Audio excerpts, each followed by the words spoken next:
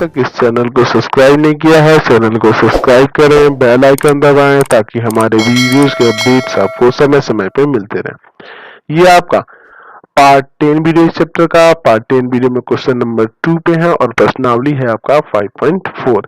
कह रहा है कि किसी एपी के तीसरे और सातवें पदों का योग 6 है। एपी के तीसरे और सातवें पदों का योग 6 है और उनका गुणनफल यानी किसका गुणनफल, तीसरे और सातवें पद का गुणनफल वो है 8।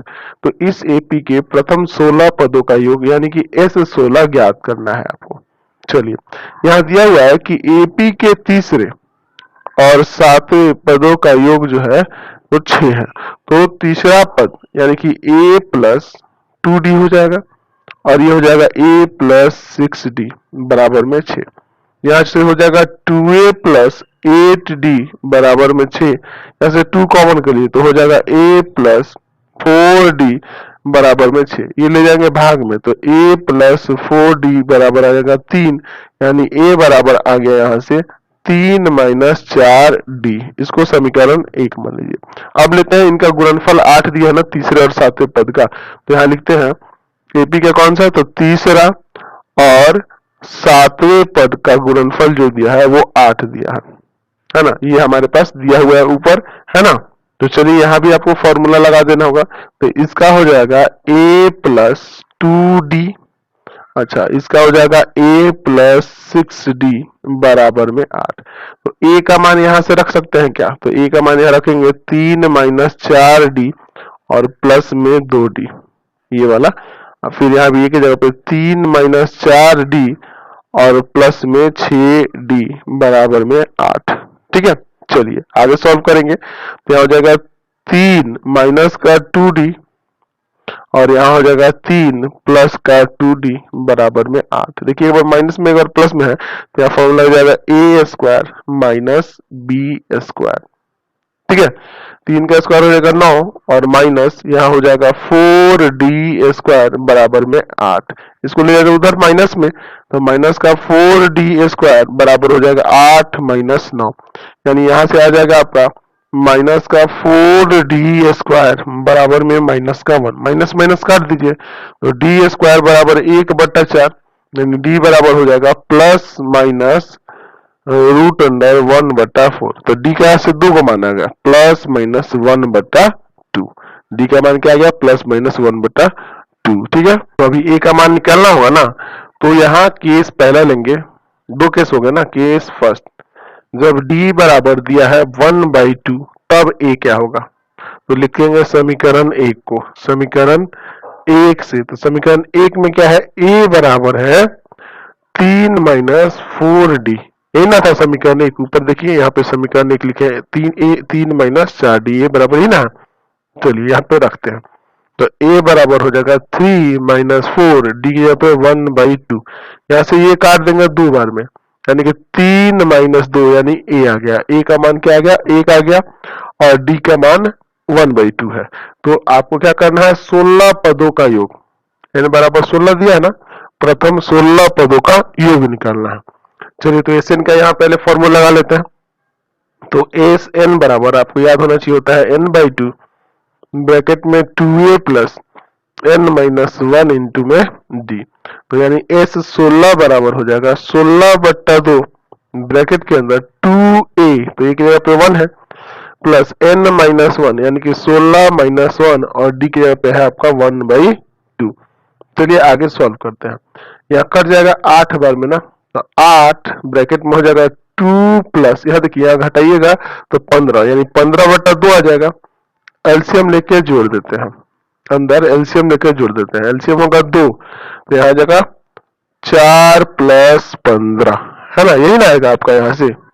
तो ये 2 से 8 कट जाएगा ना, कितना बार में कट जाएगा, 4 बार में, यानी कि 4 और इंटू हो जाएगा 15 4 19, 19 चौक कितना जाएगा 76, यानी कि प्रथम 16 पदों का योग 76 आ गया। लेकिन अभी केस 2 बाकी है, केस 2 लेते हैं। कब, जब d बराबर माइनस का 1/2 है और फिर लिखते हैं समीकरण 1 से। तो समीकरण 1 में था आपका a बराबर 3 माइनस 4d, यही ना है। तो a बराबर हो जाएगा 3 माइनस 4 इंटू माइनस का 1/2। यहां से यहां इसको काट दिए तो कितना बार में कट जाएगा? 2 बार में। तो यहाँ से हो जाएगा 3 और ये माइनस माइनस प्लस 2, ये ना होगा, यानी a बराबर यहाँ से आ जाएगा आपका 5। a का मान कितना आ गया? 5। और d का मान -1/2 है ही, और n का मान आपका 16 कह ही रहा है, 16 पदों का योग। तो यहाँ भी S16 निकालना होगा। तो S16 बराबर हो जाएगा 16/2 ब्रैकेट में 2 × 5 यानी 2a प्लस n-1। तो n की जगह पे क्या हो जाएगा? 16 - 1, और d की जगह पे क्या होगा? माइनस का 1/2 ब्रैकेट बंद कर दिए। चलिए इसको आगे सॉल्व करते हैं। तो यहाँ से काटेंगे तो 8 बार में कट जाएगा। तो 8 ब्रैकेट में 5 गुना 10 प्लस, यहाँ देखिए घटाइएगा तो हो जाएगा 15, और ब्रैकेट में है माइनस का 1/2। यहाँ 8 ब्रैकेट में 10 और प्लस माइनस माइनस 15/2, ठीक है। 8 ब्रैकेट के अंदर एलसीएम लेंगे ना, 2 20 माइनस में 15, यहाँ से कट जाएगा कितना बार में? 4 बार में, ठीक है। तो हो जाएगा 4 और गुना में कितना आ जाएगा यहाँ पे? 5। तो 4 × 5 = 20। प्रथम 16 पदों का योग जो हो गया 20 भी आ गया। समझ गए? क्वेश्चन नंबर 3 देखा जाए, कह रहा है कि एक सीढ़ी के क्रमागत डंडे परस्पर 25 सेंटीमीटर की दूरी पर है। देखिए एक डंडा यहाँ है, फिर 25 सेंटीमीटर दूरी पर दूसरा डंडा है, फिर 25 सेंटीमीटर दूरी पर तीसरा डंडा है।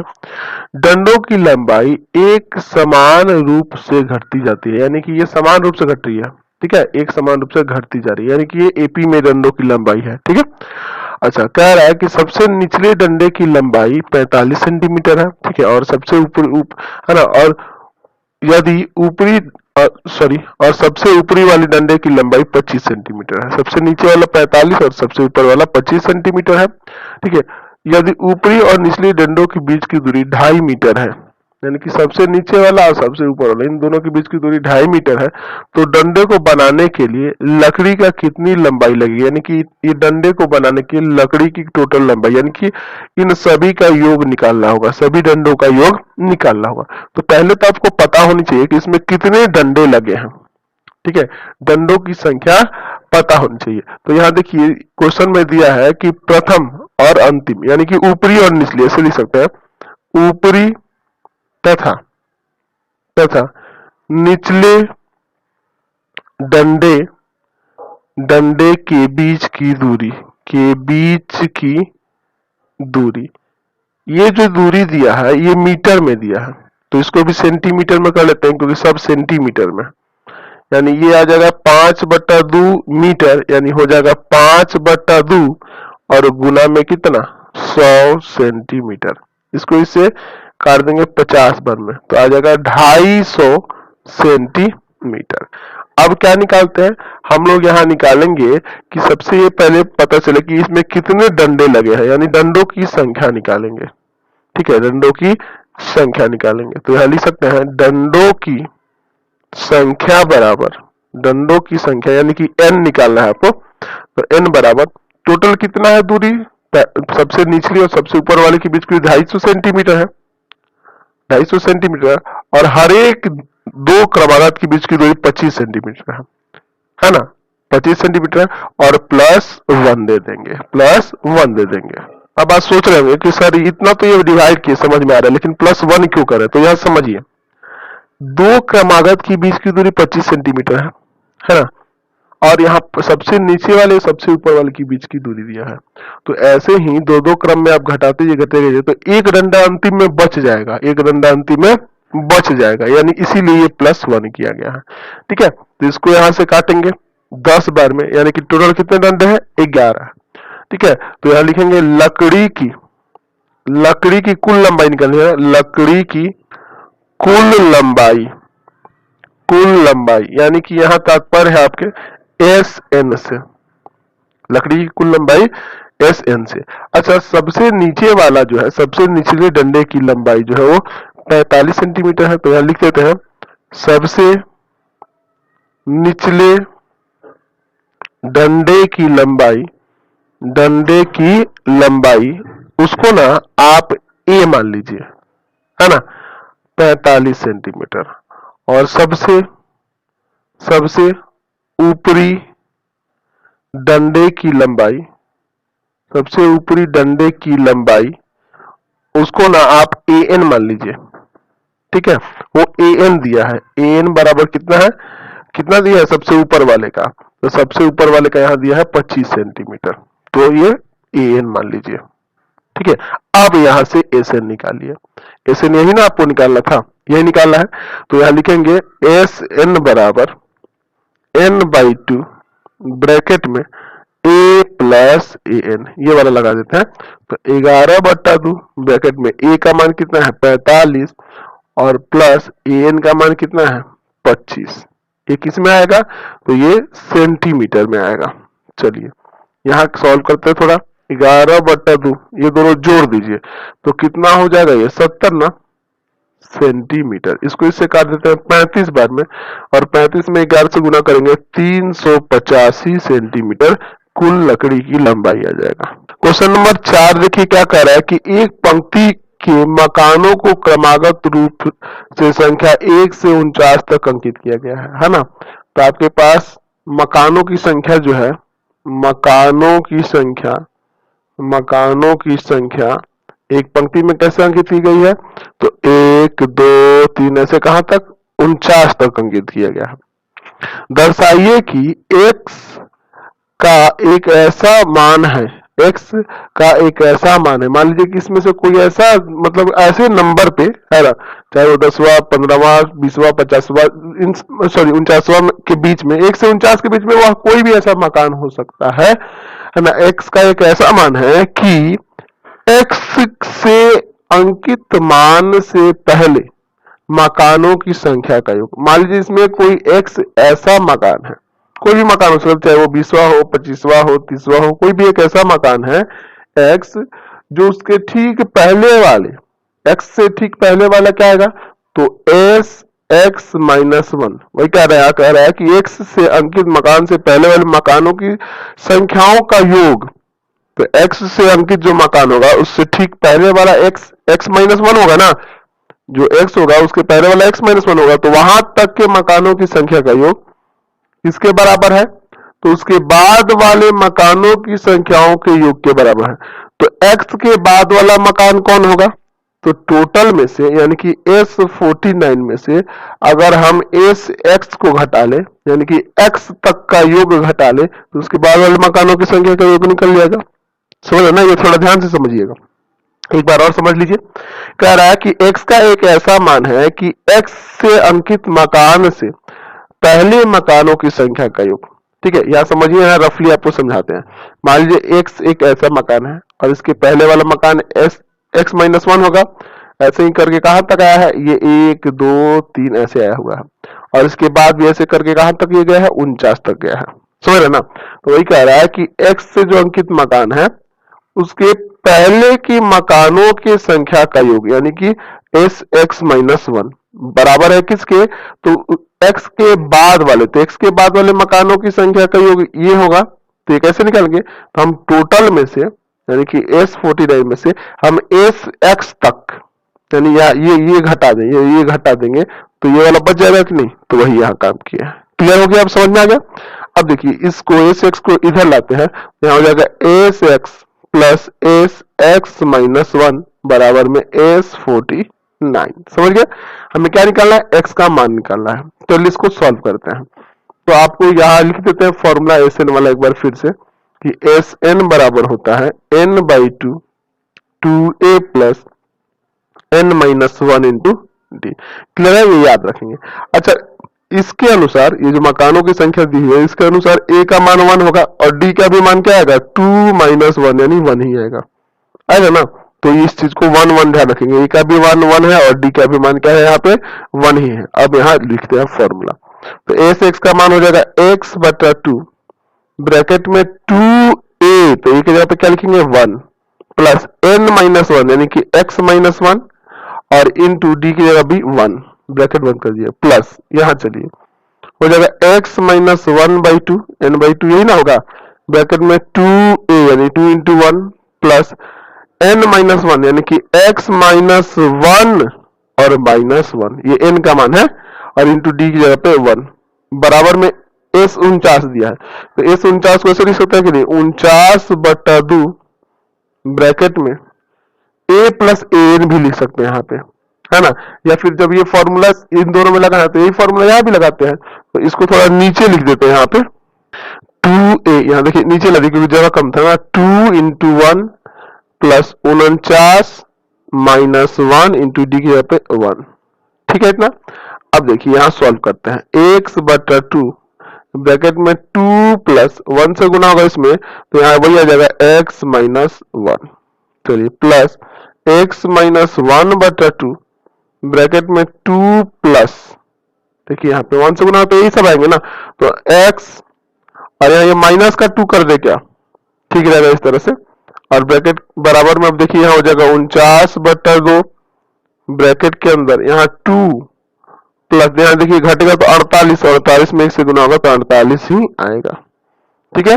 चलिए आगे सॉल्व करते हैं, यहाँ देखिए ना ये 2 2 काट सकते हैं, चलिए यहाँ पे हो जाएगा x बटा 2 ब्रैकेट के अंदर यहाँ से आ जाएगा x प्लस में 1 आ जाएगा ना सॉल्व करने पे, प्लस x माइनस 1 बटा 2 और इंटू में है आपका x, इंटू में है आपका x, अच्छा बराबर में 49 बटा 2 और गुना में 50 हो जाएगा, जुड़ के 50 हो जाएगा ना, इसको इससे काट देता है 25 बार में। चलिए यहाँ देखिए इसमें और इसमें कॉमन है क्या, तो कॉमन है x बटा 2, यहाँ बच जाएगा x प्लस 1 और यहाँ बच जाएगा x माइनस 1, बराबर में यहाँ पे कितना है, तो 49 में 25 से गुणा करना होगा, तो आएगा क्या 1225 आ जाएगा आपका, है ना। अब आगे चलिए इसको सॉल्व करते हैं, तो यहाँ देखिए 1 1 कट जाएगा, x बटा 2 इंटू में 2x, x 2x हो जाएगा ना, और बराबर में 1225, 2 से 2 काट दीजिए, x स्क्वायर बराबर 1225, तो यहाँ जाएगा तो ये रूट लगेगा, है ना, रूट लगेगा और प्लस माइनस तो दोनों लगना चाहिए ना, यहाँ प्लस और माइनस दोनों लगा देंगे, तो यहाँ जो आ जाएगा प्लस माइनस 35 आ जाएगा। और चूंकि मकान की संख्या ना ये है, तो मकान की संख्या धनात्मक होगी ना, मकान की संख्या, मकान की संख्या धनात्मक होगी, धनात्मक होगी, धनात्मक होगी, इसलिए माइनस वाला छोड़ देंगे, x बराबर हो जाएगा आपका 35, यानी कि 35 नंबर ऐसा मकान है कि उसके पहले वाले जितने भी मकान है उन सबकी संख्या का योग उसके बाद वाले मकान की संख्या के योग के बराबर होगा। अगला क्वेश्चन देखिए, लास्ट क्वेश्चन है इस चैप्टर का, कह रहा है कि एक फुटबॉल के मैदान में एक चबूतरा है, देखिए चबूतरा फिगर में जैसे दिखाया गया है, जिसमें 15 सीढ़ियां बनाई गई, कैसे सीढ़ी है, 15 सीढ़ियां, इसे 15 स्टेप्स बनाए गए हैं। इन सीढ़ियों में से प्रत्येक की लंबाई 50 मीटर, हर एक की लंबाई कितनी है, 50 मीटर है, 50 मीटर लंबा है सब स्टेप, और वह ठोस कंक्रीट की बनी हुई है। ठोस कंक्रीट सीमेंट का मसाला जो होता है ना, ठोस कंक्रीट की बनी हुई गिट्टी वगैरह मिला के, प्रत्येक सीढ़ी में 1/4 मीटर की चढ़ाई, मतलब कि उसकी ऊंचाई दी है 1/4 मीटर, और कह रहा है कि 1/2 मीटर का फैलाव, यानी कि इसकी चौड़ाई दी हुई है 1/2 मीटर। तो इस चबूतरे को बनाने के लिए कितने कंक्रीट का कुल आयतन तय कर लीजिए, मतलब इसमें जो कंक्रीट लगा है, लगा हुआ कंक्रीट जो है, कह रहा ना कि इस चबूतरे में को बनाने में लगी कंक्रीट का कुल आयतन तय कर लीजिए, यानी कि इसका आयतन निकालना है, टोटल का आयतन निकालिए। देखते हैं कि पहले स्टेप में कितना कंक्रीट लगता है, फिर दूसरा, फिर तीसरा, 2 3 का पहले निकाल लेते हैं, ठीक है। तो लिखेंगे कि पहले सीढ़ी में, पहली सीढ़ी में या पहले सीढ़ी में लगा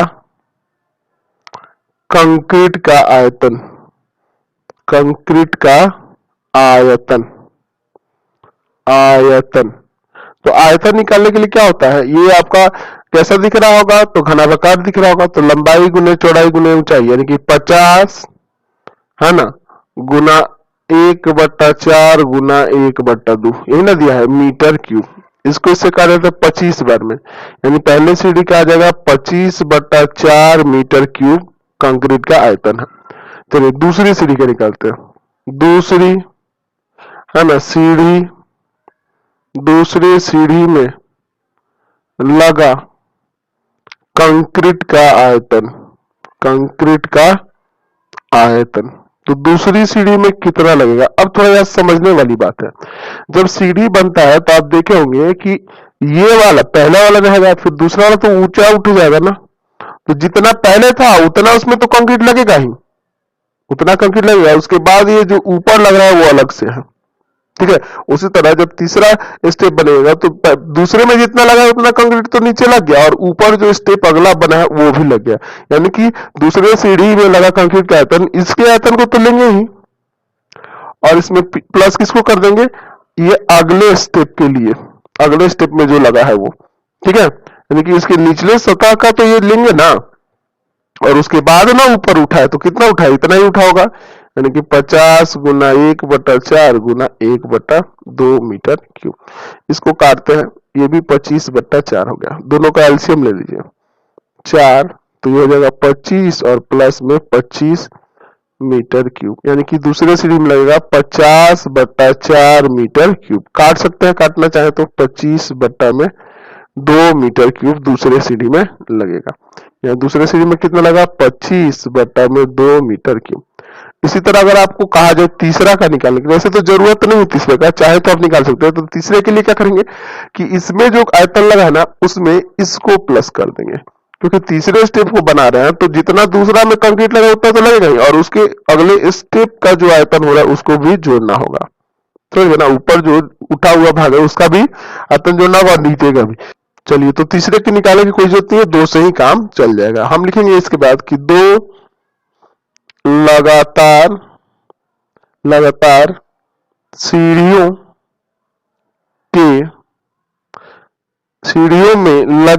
सीढ़ियों में लगे कंक्रीट के आयतन का अंतर, ठीक है, वो क्या निकलेगा, सार्वंतर, यानी डी का मान होगा। यानी डी बराबर हो जाएगा 25/2 मीटर क्यूब और माइनस में 25/4 मीटर क्यूब। एलसीएम लेके यहां से घटा देंगे, 4 एलसीएम होगा, यह हो जाएगा 50 मीटर क्यूब माइनस में 25 मीटर क्यूब। यानी यहां से आपका डी का मान जो आ गया, डी बराबर आ गया, वो आ गया 25/4 मीटर क्यूब। और पहली सीढ़ी में जो लगा है वो आपका ए का मान हो जाएगा, तो ए बराबर हो जाएगा आपका 25/4 मीटर क्यूब। पहले सीढ़ी में इतना ही लगा है, और एन का मान हो जाएगा 15, क्योंकि टोटल 15 स्टेप बने हैं, है ना, 15 स्टेप बने हैं तो इनका मान 15। अच्छा, तो लिखेंगे कुल कंक्रीट का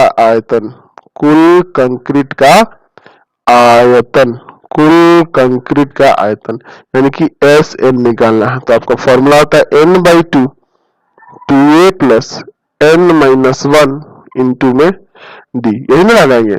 चलिए, तो हमें क्या निकालना होगा, तो n की जगह पे रखना होगा 15/2 ब्रैकेट में 2a की जगह पे 25/4 प्लस n-1 यानी कि 15-1, और डी की जगह पे कितना होगा, तो 25/4 मीटर क्यूब में ना होगा ये। चलिए आगे इसको सॉल्व करते हैं। यहाँ पे तो 15/2 ब्रैकेट के अंदर ये देखिए कट जाएगा, 25/2 प्लस 14 गुना 25/4 मीटर क्यूब। यहां से इसको काट देंगे 7 और इसको काट देंगे 2, यानी कि 15/2। अंदर एलसीएम ले लीजिए तो हो जाएगा 25 और प्लस इसमें गुना करिएगा तो 175 मीटर क्यूब। तो 175 में 25 जुड़ जाएगा ना, तो 15/2 गुना में हो जाएगा यहाँ पे 200/2 मीटर क्यूब। यहाँ से काटेंगे इसको 100 बार में और फिर इससे काट देंगे 50 बार में, 750 मीटर क्यूब। यहाँ से कुल कंक्रीट का आयतन निकल गया। तो आपका चैप्टर पूरी तरह से कंप्लीट हो गया। प्रतियोगी परीक्षाओं की तैयारी ट्रिक्स और इजी मेथड से करने के लिए सब्सक्राइब करें हमारा चैनल और साथ में लगे बेल आइकन को भी प्रेस कर दें, जिससे कि हमारे आने वाली वीडियो का नोटिफिकेशन आपको मिलता रहे। और अगर आपको वीडियो अच्छी लगी तो लाइक तो बनता है, और वीडियो को दोस्तों के साथ जरूर शेयर करें। अगर आपका कोई सुझाव और कमेंट है तो कमेंट बॉक्स में कमेंट करें।